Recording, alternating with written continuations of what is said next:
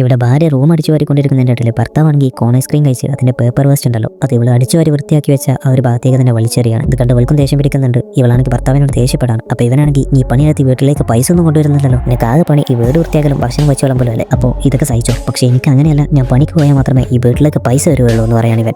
അപ്പോൾ ഇവളും ഞാനും അധ്വാനിച്ച് വീട്ടിലേക്ക് പൈസ കൊണ്ടുവരാറുണ്ടെന്ന് പറയാം. അപ്പോൾ ഭർത്താവ് നീയോ അതിന് നീ പണിക്കൊന്നും പോകാറില്ലല്ലോ എന്ന് ചോദിക്കുകയാണ്. അപ്പോൾ ഇവളും ഇല്ല, പക്ഷേ എൻ്റെ അടുത്തൊരു മാജിക് ടേബിൾ ഉണ്ട്, അത് വെച്ചിട്ടാണ് ഞാൻ പൈസ ഉണ്ടാക്കുന്നതെന്ന് പറയാൻ ഇവളും. ഇത് കേട്ട് ഇവനും നീ എന്തൊക്കെ മണ്ടത്തരങ്ങളാണ് ഈ പറയുന്നത്, മാജിക് ടേബിൾ പോലും പറഞ്ഞ് ചിരിക്കുകയാണ്. ഇപ്പോൾ ഇവളാണെങ്കിൽ നിങ്ങൾക്ക് ഞാൻ കാണിച്ചു തരാമെന്ന് പറഞ്ഞ് ഇവൻ നേരത്തെ വലിച്ചെറിഞ്ഞ ആ വേസ്റ്റ് എടുത്ത് അത് വേസ്റ്റ് ബിന്നിൽ നിക്ഷേപിക്കുകയാണ്. എന്നിട്ട് മാജിക് ടേബിളിൻ്റെ അടുത്ത് വന്നിട്ട് അതിൻ്റെ ഷെൽഫ് തുറന്ന് അതിൽ നിന്നൊരു $50 പുറത്തെടുത്ത് അത് ഹസ്ബൻഡിന് കാണിച്ചു കൊടുക്കുകയാണ്. ഇവനൊന്ന് ഷോക്ക് ആവുന്നുണ്ട്. ആ ടേബിളിൻ്റെ അടുത്ത് വന്നിട്ട് ഇവൻ ഷെൽഫ് തുറന്ന് അതിൽ എന്തെങ്കിലും ഉണ്ടോ എന്ന് നോക്കുകയാണ്. പക്ഷേ അതിൽ ഒന്നും തന്നെ ഉണ്ടായില്ല. അപ്പോൾ ഇവനാണെങ്കിൽ ഞാൻ വിശ്വസിക്കാം, നീ ഒന്നുകൂടെ കാണിക്കാമെന്ന് പറയാണ് ഭാര്യയോട്. അപ്പോൾ ഇവൾ വീണ്ടും ആ റൂം ക്ലീൻ ചെയ്ത് ആ ഷെൽഫിൽ നിന്ന് ഒരു $50 കൂടി എടുക്കുകയാണ്. ഇപ്പോൾ ഇവനാണെങ്കിൽ മതി ഇനി ഞാൻ ചെയ്ത് നോക്കട്ടെ എന്ന് പറഞ്ഞ് റൂമിലുണ്ടായിരുന്ന സോഫ ക്ലീൻ ചെയ്യാണ്. എന്നിട്ട് ഇവൻ ടേബിളിൻ്റെ അടുത്ത് വന്ന് ആ ഷെൽഫ് തുറക്കാണ്. ഇവൻ നോക്കുമ്പോൾ ഇപ്പോൾ ഇവനും കിട്ടിയിരിക്കുകയാണ് $50. ഇപ്പോൾ ഇവനാണെങ്കിൽ എന്താ ചെയ്യേണ്ടതെന്ന് അറിയുന്നില്ല. ഭാര്യയോട് ഇനി ഈ പണിയൊന്നും ചെയ്യേണ്ട, നീ ഇവിടെ TV ഒക്കെ കണ്ട് ഒരു സ്മോളൊക്കെ അടിച്ചിരുന്നോന്നേ, ബാക്കി എല്ലാ പണിയും ഞാൻ തന്നെ ചെയ്തോളാം എന്ന് പറയാണ് ഇവൻ.